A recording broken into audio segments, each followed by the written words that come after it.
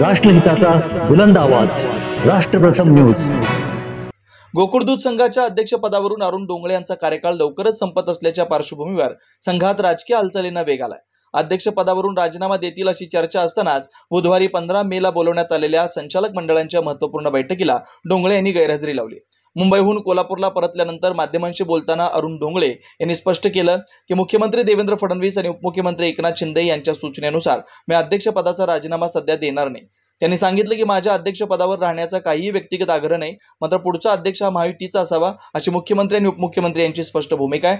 त्यामुळेच त्यांनी मला मुंबईतील सह्याद्री अतिथीगृहात बोलावून राजीनामा न देण्याच्या सूचना दिल्यात। संचालक मंडळाच्या बैठकीत वैयक्तिक कारणास्तव गैरहजेरी दर्शवत आपण रजा कळवली असल्याचंही डोंगळे यांनी स्पष्ट केलंय। गोकुळमध्ये सत्तांतर होणार की सध्याची व्यवस्था कायम राहणार हे येत्या काही दिवसात स्पष्ट होईल, मात्र डोंगळेंच्या या निर्णयामुळे महायुतीचा गोकुळमधील प्रभाव पुन्हा एकदा अधोरेखित झालाय।